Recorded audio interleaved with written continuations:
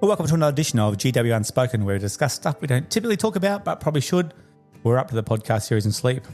It's the real MVP of health, and we're here with Season 8 and Episode 1, and I can't wait to discuss some of the ideas around sleep because this is probably one of my major ones that I need to work on and have worked on for a while, and I know some people out there who are listening will say, yep, out of, those big four you talk about, Gary, around, movement, around sleep, lack of technology, and nutrition. Sleep's the one that I find it really hard. So, I want to talk today about, why we're all really chronically tired. So, have you ever felt like you're in a constant state of exhaustion? And no matter how much you sleep, you wake up feeling like you got hit by a bus. And you know what? You are not alone with this. Sleep is being stolen from us. And the worst part, we are often the accomplices in our own downfall. So today we're going to talk about the great sleep heist and how we can take back, what is ours. All right, I want to picture this for yourself. It's midnight. You should be sleeping, but instead you're binge watching your favourite show. You're telling yourself, oh, just one more episode, just one more, you tell yourself. And suddenly the sun is peeking through your blinds, your alarm is screaming at you like an angry toddler. Does that sound familiar? That, my friend, is a modern day sleep crisis in action. You ask our teens, they are completely addicted to the Netflix series out there. It's short, it's sharp, it's on supply. It's easy to get to, it's convenient, and they're addicted to those episodes. I remember a time in my 20s when I prided myself on functioning with just 5 hours of sleep. And I was convinced I could thrive on caffeine, adrenaline, and especially willpower. But you know what the reality was? I was moody, I was forgetful, I was constantly craving junk food, like when I'm bored, that's what happens. And I was definitely impatient with the people around me. My brain was in survival mode, and my body was certainly paying the price, especially while I was trying to train at the same time. The worst part, I didn't even realize how exhausted I truly was until I started prioritizing what sleep could actually feel like or make me feel like the next day. And now a bit of research here. According to CDC, 1 in 3 adults don't get enough sleep. And you'll probably see some of these ads on TV now talking about the promotion of sleep. Chronic sleep deprivation is linked to anxiety, depression, yes, wait for it, weight gain, memory loss, and even shorter lifespans. I mean, you picture it. You go to bed, you're supposed to have 8 hours of sleep a night. That's 30. If you live to 90, that's 30 years you should be sleeping. We're having actually less lifespans because we're up and our brains are literally cooked. Studies are showing now that sleep deprivation can just be as dangerous as being drunk behind the wheel. Another study from Harvard Medical School, they found that even losing just 1 hour, 1 hour of sleep a night over time can lead to significant cognitive decline. And so that impact is huge. That means poor reaction times, impaired decision-making, and increased risk of chronic diseases like heart disease and diabetes. We talked about memory loss. When you go to sleep, what happens is your brain prioritizes those neural pathways that you need, but all the things that you've used your brain for that you don't need, it does a cleanse, it gets rid of them. And that's what actually helps you increase your memory for the things you need to remember or use your neural pathways for. So you picture now, if you have a teen or if you're listening to this and you are a teen and you're supposed to remember things, and especially maths is developmental, and you're not getting enough sleep and you can't bank on those fundamental skills to move forward because you can't use your memory, that can have a massive impact over time. So what's the solution? It's actually time to reclaim our sleep. And here's how. So here's 4 ideas for you out there, and you might have better ideas, and please text them in. There's a place where you can text in, listen to these episodes, and I'd love to address some of those. But number 1 is set a bedtime routine and stick to it. I know people have sport and often have maybe a report due or whatever, but try and stick to your bedtime as much as you can. Just like kids, adults thrive on routine. So having a set bedtime and wake up time can help regulate the body's circadian rhythm, which is essentially your internal body clock. When your sleep schedule is all over the place, your body struggles to know when to release melatonin, which is the sleep hormone, and that leads to restless nights. Researchers now found that maintaining a consistent sleep schedule can not only improve both the quality and the duration of sleep, but it also makes you feel energized and alert throughout the next day. Think about that. How many times you go to bed and you're actually full on stressed out, but you don't have that routine because you have a late night and you get up early, or you wake up during the night.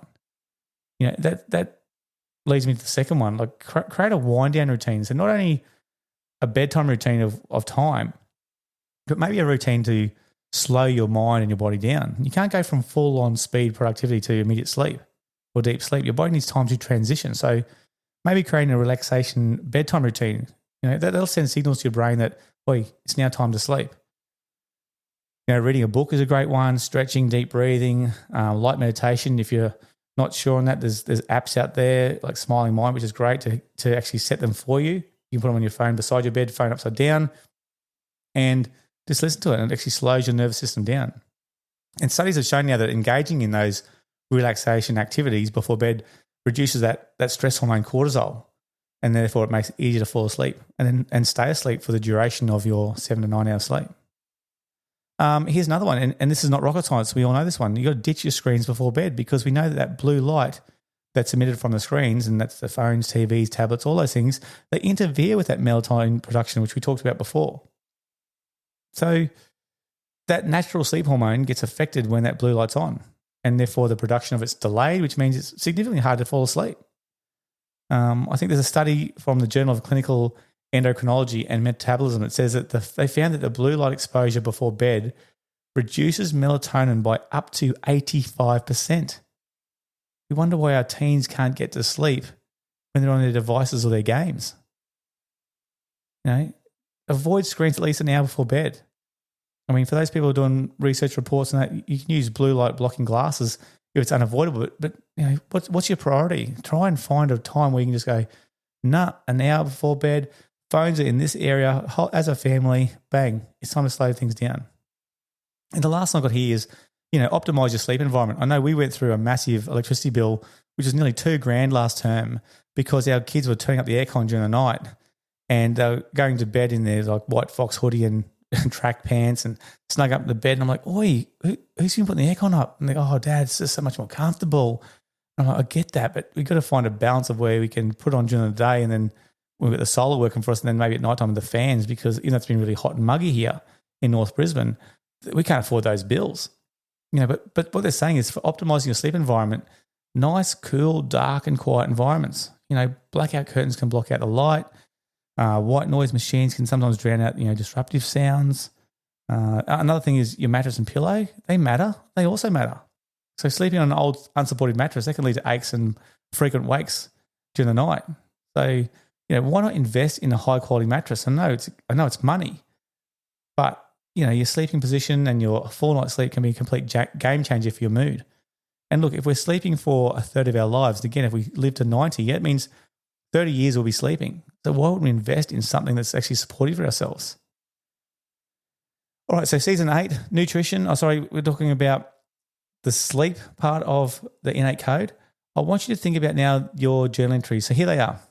Again, I recommend you write these down. It makes a difference when you write things down. Something happens in your brain, your heart and your hands when you actually write. So here's your 3. Number 1, write down and track your actual number of sleep hours tonight and compare it to how you feel in the morning.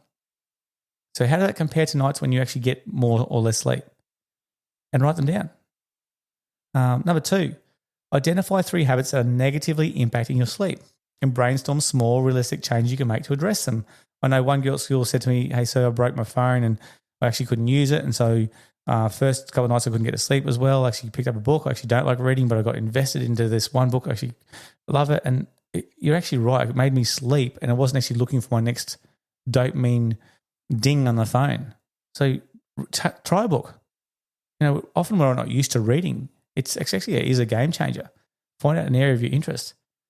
So, find those 3 habits that are negatively impacting your sleep and brainstorm small realistic changes you can do. And the last one is reflect on the last time you felt truly rested. Like, how did you feel the next day? How did you act with yourself?